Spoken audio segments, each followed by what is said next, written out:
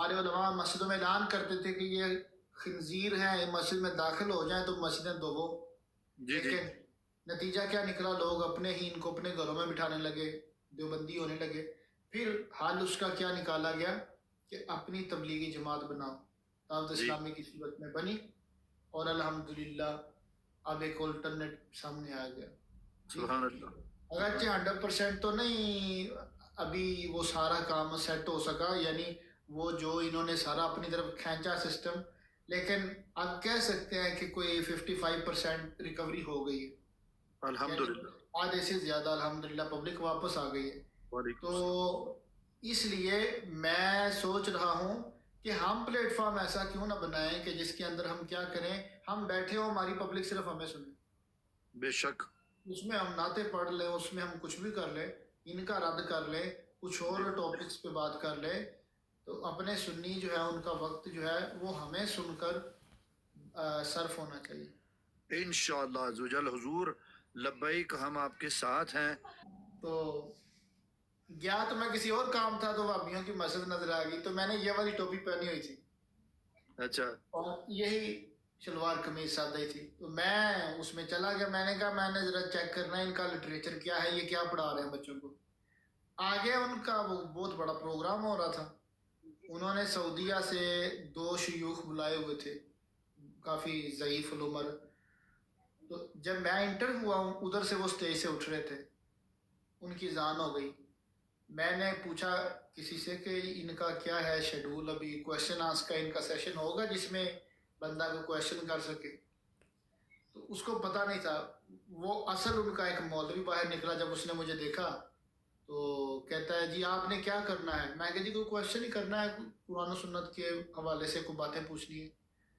نہیں کویشچن ہے آپ کا یہ، ویسے ہی آپ نے کوئی خاص بات کرنی ہے؟ میں وہ پوچھنا چاہ رہا تھا کہ آپ کیا پوچھنا چاہ رہے ہیں۔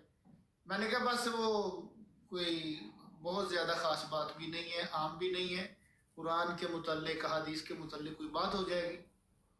کہتا ہے آپ ایسا کریں پہلے ہمارے ساتھ نماز پڑھ لیں، اس کے بعد پھر آپ بیٹھیں، درس ہوگا اس کے بعد آپ کو پرسنل ملوا دیتے ہیں۔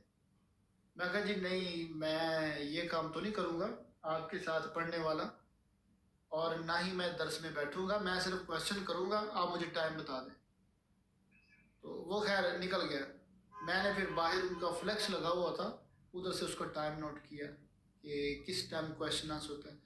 تو میرا مقصد یہ تھا کہ میں وہ جو عرب شیخ آئے ہوئے ہیں ان کو بھی بتاؤں کہ جن کے پاس تم آئے ہو نا، یہ کچھ اور ہے۔ سننا کے نام پر یہ بابڑے ہیں، یہ سنی نہیں ہے، یہ وہ گندی کمپنی ہے کہ جو کہتی ہے کہ ہم غیر مقلد ہیں، جبکہ عرب والے سارے مقلد ہیں۔ کعبے کا امام مقلد ہے، یہ سنی یاد رکھیں یہ بات۔ امام کعبہ الشیخ عبد الرحمن السدیس وہ مقلد ہیں، حنبلی ہیں، امام احمد بن حنبل کے پیروکار ہیں، جس طرح ہم حنفی ہیں، امام ابو حنیفہ کے پیروکار ہیں، جبکہ پاکستانی وہابی کہتے ہیں ہم غیر مقلد ہیں، اور تقلید کرنا، کسی امام کے پیچھے چلنا، اسے یہ شرک کہتے ہیں۔ ان کے فتوے کے مطابق تو کعبے کا امام مشرک ہے، وہابیوں کے فتوے کے مطابق۔ خیر میں نے سوچا تھا اس کو جا کے 2-4 باتیں ان کی بتاؤں، اگرچہ بعد میں پھر یہ مجھے مسجد سے بھی نکال دیں گے وہ بعد میں دیکھی جائے گی کیا ہوتا ہے، لیکن کم از کم ان کے کانوں میں یہ حقیقت پڑ جائے نا تو وہ ان کے پاس آنا ضرور چھوڑ دیں گے۔ یہ لوگ ان کو کیش کرواتے ہیں، بے شک۔ اور جی کعبے کا بندہ آ گیا جی، مسجد نبی کا بندہ آ گیا جی۔ اسلامی بھائی جتنے بھی بیٹھے ہیں، جس کا ان کی وہ کنڈیشن ہے کہ 50 لوگ ویڈیو دیکھیں یا اس طرح کر کے پھر لائیو اس کی سکسیس ہوتی ہے، تو وہ آپ دیکھ لیں، وہ اگر لوگوں کو سیٹ کریں، یہاں بھی ان کو بتائیں، اس چینل پر آئیں اور اسے سبسکرائب زیادہ کریں تاکہ ہم اسے لائیو آ سکیں۔ انشاءاللہ میں ایک تو ابھی خود پہ اسے سبسکرائب بھی کرتا ہوں۔